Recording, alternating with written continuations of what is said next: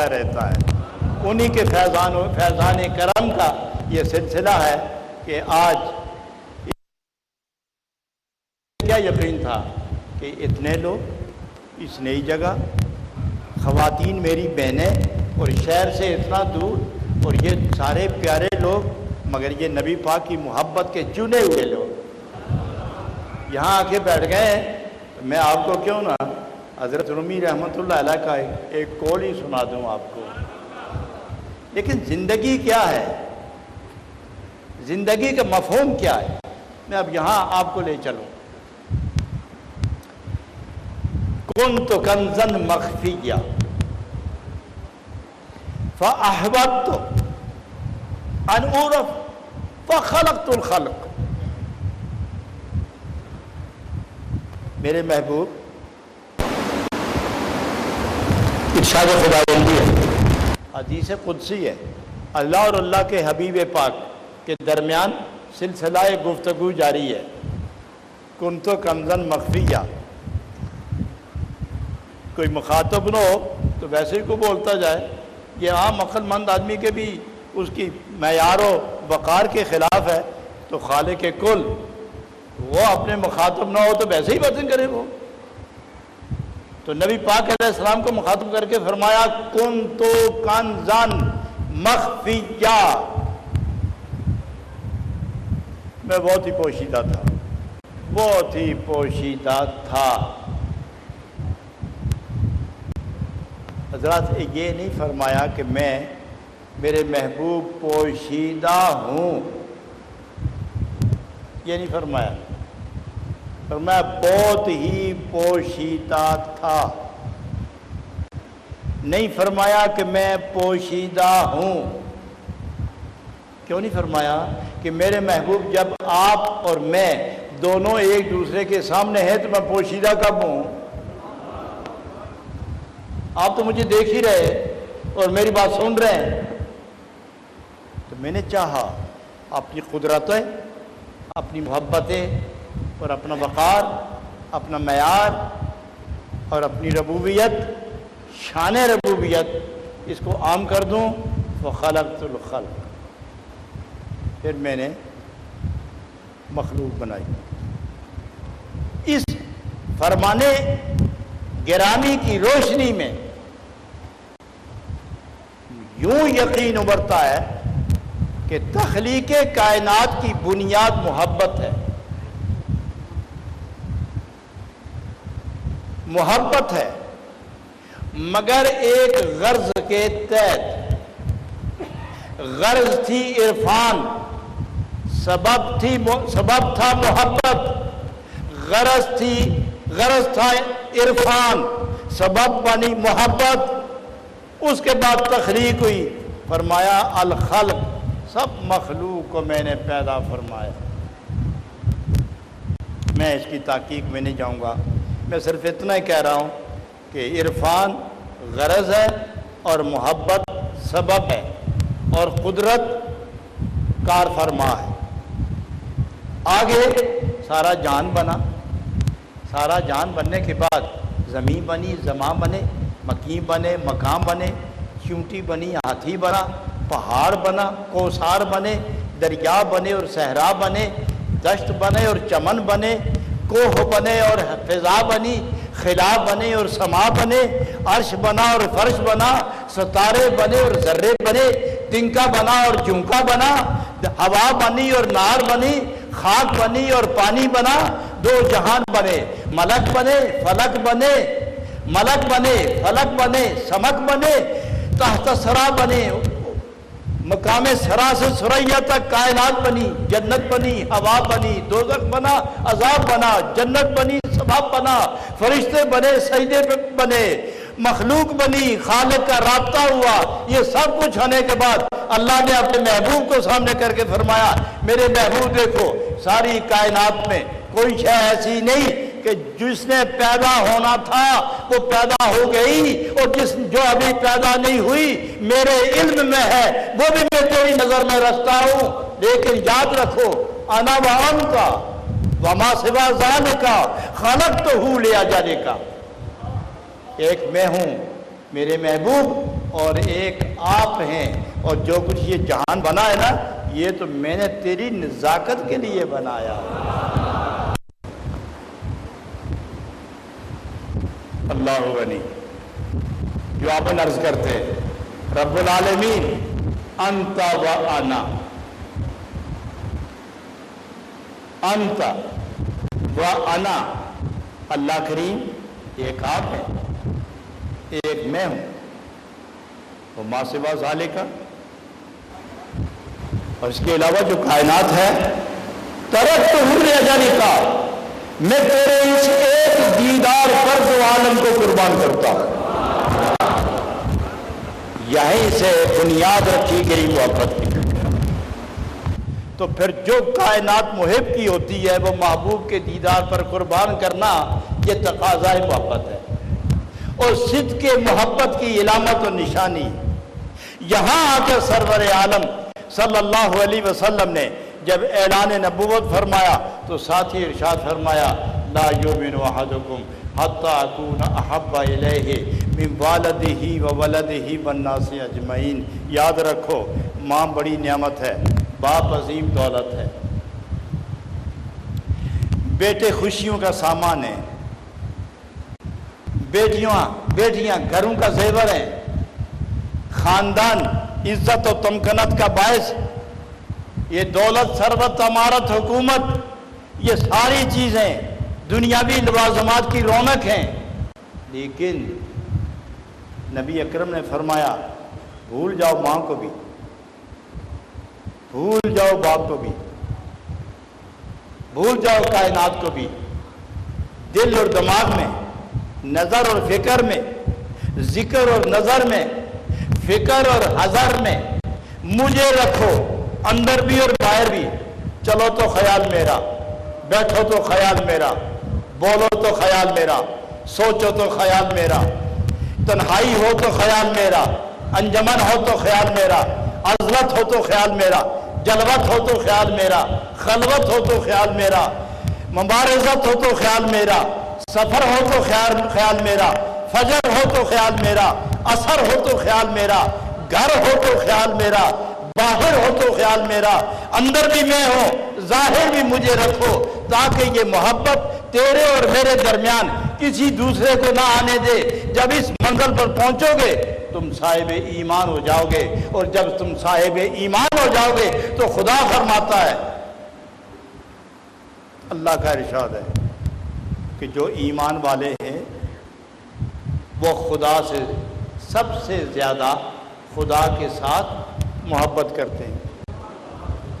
ارشاد خداوندی ہے کہ جو ایماندار ہیں وہ خدا سے محبت کرتے ہیں مگر سب سے زیادہ، اور نبی پاک نے فرمایا سب سے زیادہ میرے ساتھ محبت کرو، اور خدا فرماتا ہے والذین آمنوا اشد حبا للہ، ایمان والے تو خدا کے ساتھ سب سے زیادہ پیار کرتے ہیں، اور نبی پاک فرماتے ہیں سب سے زیادہ میرے ساتھ کرو۔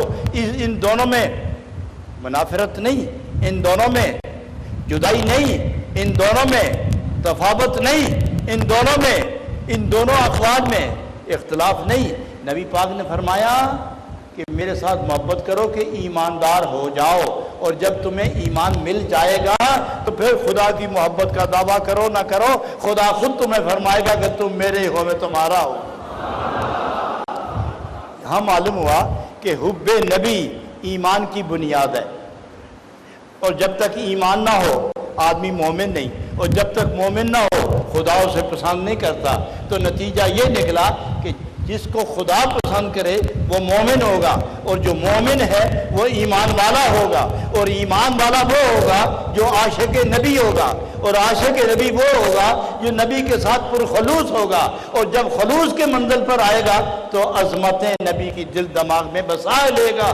تو جب جدھر دیکھے گا نبی کا قول، نبی کا فعل، نبی کی سیرت، نبی کی صورت اس کے سامنے رہے گی، وہ کامل مومن ہونے کے بعد قرب خدا کی منزل پر فائز ہو جائے۔ یہاں حضرت رومی رحمۃ اللہ علیہ فرماتے ہیں، بڑی مزے کی بات فرماتے ہیں کہ خدا کب پسند کرتا ہے کسی کو؟ جب وہ پاک ہو جائے، جب وہ صاف ہو جائے، آپ گندے گلاس میں پانی پئیں گے؟ اگر آپ کو یقین ہو جائے کہ میں پانی نہ ملے تو مر جاؤں گا، لیکن گلاس نصف غلاظت سے بھرا ہوا ہے، اس پر تھوڑا سا پانی ڈال دیا جائے، پی لو گے؟ حالانکہ ضرورت ہے، زندگی بچانی ہے، لیکن آنکھ ہے اور دماغ ہے، آدمی نہیں پیے گا۔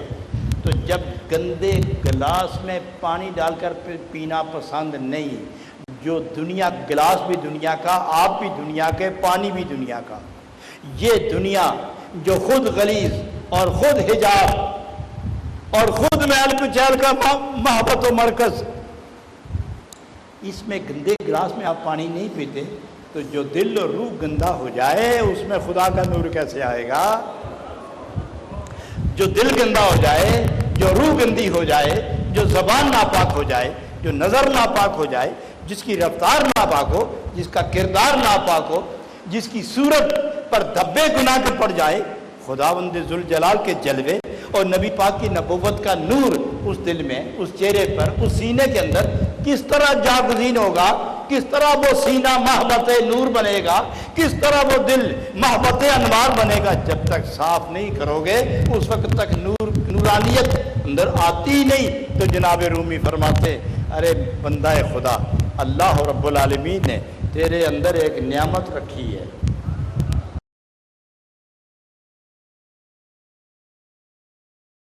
جشن عمد رسول اللہ ہی اللہ۔ ناظرین، دربار عالیہ گھمگور شریف کے زیر اہتمام 45واں سالانہ جشن عید میلاد النبی صلی اللہ علیہ وسلم مورخہ 3 اور 4 دسمبر 2016 بروز ہفتہ اتوار بمقام مرکزی جامع مسجد گھمگور شریف انشاءاللہ منایا جا رہا ہے۔ تمام شمع رسالت کے پروانوں کو دعوت دی جاتی ہے۔ بفیضان نظر حضرت صوفی محمد عبداللہ خان صاحب رحمۃ اللہ علیہ، خلیفہ اعظم دربار عالیہ گھمگور شریف، زیر سرپرستی الحاج صوفی جاوید اختر صاحب دامت برکاتہم العالیہ، سجادہ نشین دربار عالیہ گھمگور شریف، برمنگھم UK۔ 3 دسمبر 2016 بروز ہفتہ 4:30 بجے شام تا 10 بجے رات انگریزی خطابات اور نعت خوانی ہوگی۔ 4 دسمبر 2016 بروز اتوار جلوس 12 بجے دوپہر انشاءاللہ سمول ہیت پاک سے روانہ ہوگا۔ بعد نماز ظہر عظیم الشان جشن عید میلاد النبی صلی اللہ علیہ وسلم کانفرنس منعقد ہوگی۔ مقامی اور برطانیہ بھر سے جید علماء کرام، مشائخ اعظام کے خطابات ہوں گی۔ دعا انشاءاللہ ختم خواجگان کے بعد 6:30 بجے ہوگی۔ انشاءاللہ موئے مبارک کی زیارت کرائی جائے گی۔ دونوں دن لنگر شریف جاری رہے گا۔ مستورات کے لیے پردے کا انتظام ہے۔ من جانب مجلس منتظمہ دربار عالیہ گھمگور۔ تیرے اندر ایک نعمت رکھی ہے، وہ کیا ہے؟ وہ ہے آتش عشق۔ آتش عشق ہے۔ یہاں وہ ایک مثال دیتے ہیں، مثال دیتے ہیں کہ خشک گھاس پر ڈھیر لگا دیں، انبار لگ جائے، اسے دیا سلائی ایک ہی کافی ہے۔ آگ لگاؤ، پورے کا پورا وہ انبار، وہ ڈھیر سارے کا سارا تھوڑی دیر کے بعد جل کے خاک ہو جائے گا۔ اور پھر دوسری مثال دیتے ہیں کہ جب پورا علاقہ برف کی زد میں آ جائے، پہاڑ، میدان، صحرا سب برف ہی برف، لیکن جب سورج پوری گرمی اور تمازت کے ساتھ سامنے آ جائے تو وہ برف پگھلنا شروع ہو جاتی ہے اور تھوڑی دیر کے بعد برف پگھل جاتی ہے۔ اس طرح وہ فرماتے ہیں کہ جب دل پر گناہ کے انبار جمع ہو جائیں تو جس طرح آگ کی چنگاری اس پورے گھاس کے، اس پورے خرمن کو، پورے ڈھیر کو جلا کے ختم کرتی ہے، اس طرح عشق رسول کی آگ گناہ کو کھا جاتی ہے۔ تو یہاں وہ آگے بڑی پیاری اور انتہائی خوبصورت بات فرماتے ہیں، آپ مریض ہیں اور مریض کے لیے دوا ضروری ہے۔ وہ مرض جو نبض دیکھنے سے نظر نہ آئے،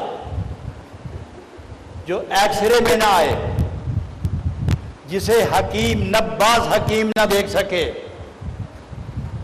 اور جس کے لیے کوئی حکیم دوا تجویز نہ کر سکے، اور جس کے لیے کوئی مشین کوئی آلہ ابھی تک پیدا ہی نہیں ہوا، ایسا مرض جو بندے کے اندر ہو، اس کے ازالے کا سامان کیا ہے؟ اور وہ مرض کون سا ہے؟ وہ فرماتے ہیں جو بندے اور خدا کے درمیان، امتی اور نبی پاک کے درمیان جو چیز حجاب بنتی ہے وہ ہے نخوت، وہ ہے تکبر، وہ ہے گناہ کا اثر، وہ ہے برائی کا تصور، وہ ہے کلام کی برائی، نظر کی برائی، سوچ کی برائی، فکر و ذکر میں برائی، اور تکبر اور شیطانی وسوسے اور نفسانی خطرات، یہ ساری چیزیں جب روح و دل کو مقدر کرتی ہیں تو اندر کا نظام بیمار ہو جاتا ہے، اور اس بیماری کا علاج کوئی نسخہ نہیں، کوئی حکیم نہیں۔ تو آپ جناب رومی رحمۃ اللہ علیہ مخاطب کر کے ارشاد فرماتے ہیں، اے دوائیں شاد باش عشق خوش سودائے ماں،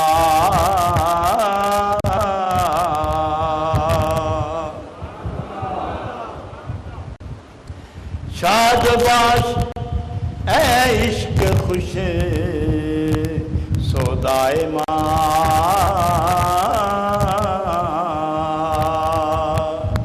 اے طبیب جملہ علت ہائے ماں، اے طبیب جملہ علت ہائے ماں، اے عشق میں تم پہ قربان جاؤں، اے میرے حکیم میں تم پہ قربان جاؤں، شاد باش اے عشق خوش سودائے ماں۔ اب بیمار پکار کے کہہ رہا ہے، اے عشق تو میری دوا بن کے آیا، اے عشق تو میرا حکیم بن کے آیا، اے عشق تو میرا چارہ ساز بن کے آیا، اے عشق مجھے مرگ ناگہانی سے بچانے آیا، شاد باش اے عشق خوش سودائے ماں، اے طبیب جملہ علت ہائے ماں، اے عشق تو ایسا ڈاکٹر، تو ایسا طبیب، تو ایسا حکیم ہے جس نے میرے اندر کوئی مرض چھوڑا ہی نہیں ہے، جس نے میرے اندر کوئی مرض چھوڑا ہی نہیں۔ تو نے آنکھ پاک کر دی، تو نے زبان پاک کر دی، تو نے دل پاک کیا، تو نے نفس رام کیا، تو نے دل پاک کیا، تو نے نفس رام کیا، تو نے روح بیدار کی، تو نے رفتار درست کی، تو نے گفتار درست کی، تو نے نشست و گرفت درست کی، تو نے میرے روح کا قبلہ ٹھیک کیا، تو نے میرے دل کی دنیا درست کر دی، شاد باش اے عشق خوش سودائے ماں، تم کیوں نہ زندہ رہو، تم کیوں نہ آباد رہو جس نے میرا دل پاک کر دیا ہے۔ تو یہ اصول ہے، ہر کرا عشق سے جامع چاک شد، اوز حرص و عیب کلی پاک شد، جس کے اندر گناہ کا لباس تھا، عشق نے اس کے گناہ کا لباس کو جلا کے خاک کر دیا، اس کے لیے اللہ رب العالمین نے عرش سے نیا لباس بھیجا، جس لباس کا نام ہے وہ لباس التقوی خیر۔ دل جلایا، روح جلی، نفس جلا، قدم غلط اٹھے جل گئے، نظر غلط اٹھتی تھی جھک گئی، زبان غلط بولتی تھی چپ ہو گئی، کان غلط سنتے تھے باز آ گئے، دل بری باتیں سوچتا تھا ختم ہو گئے۔ یہ کس نے کیا؟ عشق نے۔ عشق وہ آگ ہے کہ جہاں جا کے جلے محبوب کے سوا کسی کو چھوڑتی ہی نہیں ہوا۔ اس کا افلاطون نام تھا۔ اور پھر مصر اور روم کے اندر ایک اور حکیم پیدا ہوئے جنہیں جالیلیوس کہتے ہیں۔ जाली नूस की अक्ल, उसका तजर्बा, उसके दानिश, उसकी सोच, उसकी फहम, उसका फरास्त और उसकी दानाई, दूर अंदेशी, कुव्वत इस्तिक़सा इतनी मजबूत थी कि मरीज को देखकर मर्ज़ मालूम करता, नब्ज़ देखकर हकीकत बयान करता, नुस्खा देकर शिफा दे देता। तो जनाब रूमी फरमाते, ए जाली नूस, ए अफलातून, ए अरस्तु, तुम अपने दौर के बड़े हकीम थे, मगर तकब्बुर मिटाया तूने, असद मिटाया तूने, गुनाह से छोड़ाया तूने, मर्ज़ दूर किया है, बुरी नज़र को बचाया तूने, बुरी जुबान को रोका तूने, दिल के वसवसे खत्म किए तूने। है कोई नुस्खा तेरे पास जो दिल के वसवसे खत्म करे, जो निगाह की बुराई खत्म करे, जो जबान का किस्म खत्म करे, जो दिमाग की बुरी सोच खत्म करे? ये मेरा हकीम है। जनाब रूमी फरमाते ये हमारा हकीम है जो ये इलाज करता है। अपने दौर के अफलातून, अपने दौर के जाली नूस, तुम बड़े कामयाब हो, लेकिन सुनो, ऐ दवाए नखबतो नामू से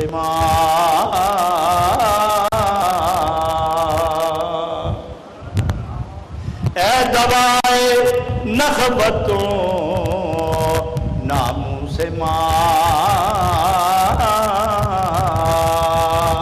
ऐ तू अफलातून जाली नू से इस दौर में अगर कोई हमारा अफलातून है, कोई हमारा जाली नूस है, कोई हमारा रसूल है, तो वो इश्क नबी है, वो इश्क रसूल है। इश्क रसूल ये मुर्दों को जिंदा करने वाला, जिंदों को न मरने देने वाला, ये गुनाह को जलाने वाला, ये नेकियों की खुराक देने वाला, ये भूले हुए को राहनुमाई करने वाला, जो राह पे चले उसे मंजिल पे ले जाने वाला, जो मंजिल पे पहुंचे उसे विसाल देने वाला। ये इश्क भी अजीब हकीम है, ये इश्क भी अजीब रहनुमा है। हज़रात गिरामी में बताऊं कि ये किस तरह जिंदगी देता है इश्क। नबी पाक अलैहिस्सलाम ने कितना मशहूर वाक़या है। उलमाए किराम ज़ी इल्म व फ़हम साहिब इदराक उलमा तशरीफ़ फरमा है और लिसानुल असर हमारी इस महफिल के सरपरस्त तशरीफ़ फरमा है। देखिए कितना मशहूर वाक़या है, सबको याद होगा कि नबी पाक अलैहिस्सलाम एक खुश्क लकड़ी जिसको सतून बना के खड़ा किया, उसके साथ कुश्ते अक़दस लगा के खुतबा इरशाद फरमाया करते, और जब मिंबर बना तो मिंबर पर तशरीफ़ ले गए और थोड़ी देर के बाद रोने की आवाज़ आई, थोड़ी देर के बाद रोने की आवाज़ आई। सहाबा हैरान, शशदर परेशान, दाएं बाएं देखने लगे, यहाँ ऐसा तो कोई है नहीं जो रोने वाला हो, लड़की नहीं, लड़का नहीं, बूढ़ी नहीं, बूढ़ा नहीं, ये रोने वाला, तो ये आवाज़ कहाँ से आ रही है? लेकिन वो दाएं बाएं एक दूसरे को देख रहे थे और सैयद आलम बड़े इत्मीनान से मिंबर शरीफ पर जलवा फरमा उस रोने वाले के रोने का अंदाज और उसके दर्द की कैफियत को दिल में जज्ब करते हुए आप उसकी तरफ मुतवज्जे हुए और मिंबर से उठे। साहबा को नहीं पता रोता कौन है, सिद्दीक़ अकबर बैठे पता रोने का पता नहीं, फारूक आज़म बैठे पता नहीं आवाज़ आ रही है रोता कौन है, उस्मान बैठे पता नहीं रोता कौन है, बाबुल इल्म बैठे पता नहीं रोता कौन है, कासिम इल्म तशरीफ लाते हैं, कासिम खबर तशरीफ लाते हैं, दो आलम का दुख बांटने वाले तशरीफ लाते हैं, अपने आशिक़ महजूर के करीब आए और उस पे हाथ रख के फरमाया, ऐ सतून क्यों रोते हो, क्यों रोते हो? अंदाज ऐसा था कि उसकी चीखों में इजाफा हो गया, दर्द से आंसू निकले और दर्द बांटने वाला सामने आए तो दर्द यकबार सामने होने को बेकरार हो जाता है। तो जब उसकी चीखें उभरी तो नबी पाक ने आज दलासा थपकी दी, नहीं मैं तेरे पास हूँ, बोलो रोते क्यों हो, क्यों रोते हो? और हर जगह अंदाज़े कलाम नबी पाक का। बूढ़ी औरत आई, हुजूर तशरीफ ले जा रहे थे, सामने आई तो पकार के अर्ज़ किए, या रसूल अल्लाह मैं कुर्बान जाऊँ, मेरा बच्चा बोलता नहीं और इसके सिवा मेरे पास और कोई दौलत भी नहीं, एक ही बच्चा बोलता नहीं, तो इसे बुलवा देना। तो नबी पाक अलैहिस्सलाम ने फरमाया करीब आओ। करीब जब वो बच्चा आया तो सैयद आलम ने फरमाया, या वलद, ऐ बेटे, तो پکار اٹھا لبیک یا رسول اللہ، لبیک یا رسول اللہ. تو نبی پاک علیہ السلام نے بوڑھی عورت کی طرف توجہ دے کے فرمایا ارے تم تو کہہ رہی ہو بچہ نہیں بولتا، ارے بچے بولو، تیری ماں شکایت کرتی ہے تم بولتے نہیں ہو. تو وہ بچہ پکار اٹھا یا نبی اللہ. اس طرح پکارا کس نے، اس طرح بلایا کس نے، اس طرح مخاطب کس نے کیا؟ تو کسی صاحب ذوق نے بہت خوبصورت بات کی ہے. غریبوں کو سہارا مل گیا ہے، غریبوں کو سہارا مل گیا ہے، غریبوں کو سہارا مل گیا ہے. دوسرا مصرع ذہن سے اتر گیا. غریبوں کو سہارا مل گیا ہے، ہمیں کوچا تمہارا مل گیا ہے. غریبوں کو سہارا مل گیا ہے، ہمیں کوچا تمہارا مل گیا ہے.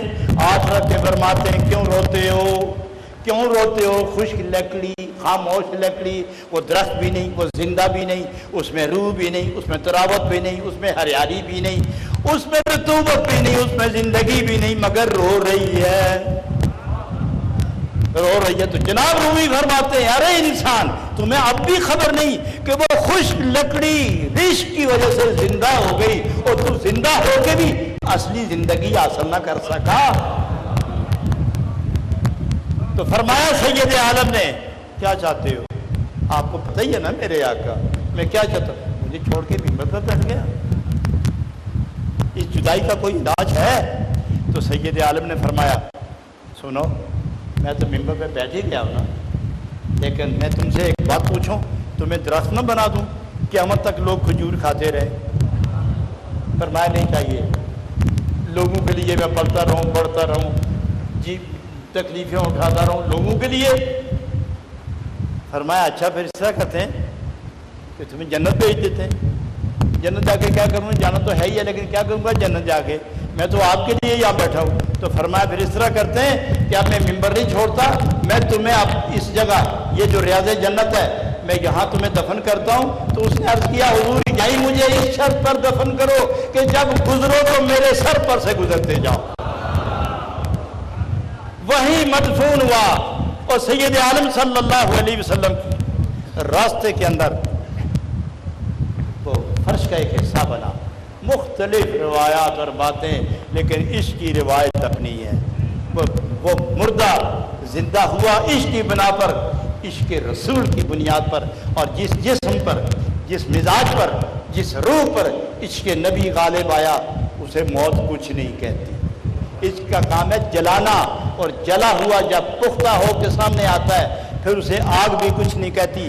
میں نے بارہا کہا ہے کہ اینٹ کا بھی وقت دیکھو کہ یہ پتھر، اینٹ، یہ اینٹ، پانی، مٹی، ریت، ہوا، آگ کا مجموعہ، یہ 48 گھنٹے آگ میں یہ خام ناپختہ اینٹ جل جل کے جب پختہ ہوتی ہے تو واپس آگ میں رکھو تو نہیں ختم ہوتی، زمین میں رکھو تو نہیں مرتی، قبر میں رکھو تو اسی طرح، مکان میں رکھو تو اسی طرح، دیوار میں رکھو تو 100 سال بعد اٹھاؤ پھر اسی طرح. ارے دنیا کی مٹی کو دنیا کی آگ پکائے تو وہ مرنے اور فنا ہونے سے بچ جائے. تو اے چلتے پھرتی اینٹو اگر عشق رسول میں تم بھی پک جاؤ تو قبر کیا کہے گی آپ کو؟ اس لیے جناب رومی رحمت اللہ علیہ فرماتے چھوڑ ادھر ادھر کی باتیں، عشق نبی میں غوطہ لگا، پھر اپنی نئی زندگی کا پتہ دیکھ اور یاد رکھو عشق کا ایک اپنا مقام ہے. ایک ہلکی سی جھلک دیکھو، حضرت یوسف علیہ نبینا علیہ السلام جب عورتیں تانا دینے لگی تو حضرت زلیخا نے فرمایا ابھی جواب دیتے ہیں مگر عملاً جواب دیتے ہیں. بٹھایا، تیز چاقو ہاتھ میں دیے، نارنگی دی، سیب دیے، پھل دیا، کچھ دیا، مگر کٹنے کاٹنے کا ایک عمل جاری ہو گیا. یوسف علیہ السلام سے گزارش کی آؤ نا ذرا سامنے تو ہو جائے نا تاکہ الزام بھی بری ہو جائیں اور آپ کی شان بھی واضح ہو جائے. وَقَطَّعْنَا أَيْدِيَهُنَّ وَقُلْنَا مَا هَذَا بَشَرٌ إِنْ هُوَ إِلَّا مَلَكٌ كَرِيمٌ. سامنے ہوئے، جانتے ہیں آپ، انگلیاں کٹنا شروع ہو گئے، درد نہیں ہوا. ارے میں پوچھتا ہوں کہ جمال یوسفی کی وجہ سے جو محبت پیدا ہوئی اور محبت میں جو تپش پیدا ہوئی، اس تپش میں جو حدت ہوئی، اس حدت میں جو شدت ہوئی، نظر لگی رہی، چھری چلتی رہی، انگلیاں کرتی رہی، خون بہتا رہا، درد نہیں ہوا. یہ حسن یوسف بھی ہے، لیکن حسن یوسف کے پردے کے پیچھے سے جو محبت غالب ہو کر آنکھوں اور دل پر اثر انداز ہوئی، یہ اس محبت کی گرمی اور شدت تھی کہ جس نے زخم کو محسوس نہیں ہونے دیا.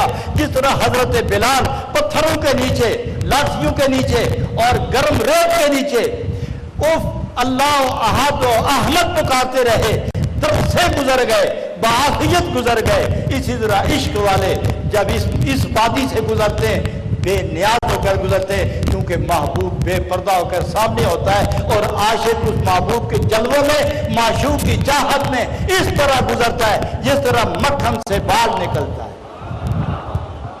معززین حاضرین، عاشقین رسول اعظم سید عالم صلی اللہ علیہ وسلم، آپ سے صرف اتنی التماس ہے کہ اپنی زندگی جو گزار بیٹھے ہو گزر گئی، اسے واپس لانا چاہو نہیں آئے گی، وہ گزر گئی ہے. اب جو زندگی باقی ہے اس کو دھو ڈالو، اس کو استری کرو. کپڑا دھو دھا کے نا جب اس کو استری کرتے ہیں پہننے کے قابل ہو جاتا ہے. اپنی روح کو، اپنے دماغ کو، اپنے دل کو عشق نبی میں دھو ڈالو، ذکر کے نور سے دھو ڈالو. عشق نبی کی استری کر کے اس کو دوبارہ زندگی دو. فرش والے دیکھیں نہ دیکھیں، عرش والے خود دیکھیں گے آپ کو. اس لیے بدل جاؤ آج کے بعد، اپنے مزاج بدلو، اپنی طبیعت بدلو، اپنی عادت بدلو، اپنی حالت بدلو، اپنی خسرت بدلو، اپنے شمائل بدلو، اپنے خصائل بدلو، اپنی رفتار بدلو، اپنی گفتار بدلو، اپنا کردار بدلو، اپنا معال بدلو، اپنے اقوال بدلو، اپنے احوال بدلو، اپنا انجام بدلو، اپنی ابتدا بدلو، اپنی انتہا بدلو. نہ اپنی مرضی رکھو، اپنے مزاج پر کملی والے کا مزاج غالب کر دو، اپنے مزاج پر کملی والے کے مزاج کا راج قائم کرو. چلو تو انہی کے ہو کر، مرو تو انہی کے ہو کر، کھاؤ تو انہی کے انداز میں، سو تو انہی کے انداز میں، اٹھو تو انہی کے انداز میں. بازار سے گزرو، ہزار گناہ نظر آئے، اس طرح گناہ کی وادی سے گزر جاؤ، اس طرح وادی سے گزر جاؤ جس طرح پل کے نیچے سے پانی گزرتا ہے اور پل کی پرواہ نہیں کرتا. تم بھی اس طرح گزر جاؤ کہ گناہ کو خبر تک نہ ہو اور تم گزر جاؤ. آنکھیں جھکا کے رکھو، یہ مت سوچو کہ کوئی عورت، کوئی واقف ناواقف عورت سامنے آئے تو وہ اپنی نظر جھکائے. وہ کیوں جھکائے؟ مرد جھکائے، مرد جھکائے. اور قرآن نے کبھی نہیں فرمایا کہ مرد تم دیکھتے رہنا، عورت تم آنکھیں جھکائے رکھنا. حکم ہے عورت سامنے آئے تم مردوں آنکھیں جھکا کے رکھو، یہی تمہاری عظمت اور حیا کا ثبوت ہے. عورت سامنے آئے تو اسے کوئی خطرہ محسوس نہ ہو، مرد جھک جائے، مرد ایک طرف ہو جائے، عورت اپنے کمال وقار کے ساتھ گزر جائے. یہ ہے وہ عشق رسول کا ضابطہ، اور یہی وہ دستور، یہی وہ منشور ہے جو خاکیوں کو نوریوں سے آگے لے جاتے ہیں. کہ اس خاکدان عالم میں، اس فنا کے وادی میں رہتے ہوئے بقا کا سودا حاصل کرو. لا یوجد البقاء الا بالفنا. جب تک مرو گے نہیں، جب تک مرو گے نہیں، بقا نہیں حاصل کرو گے.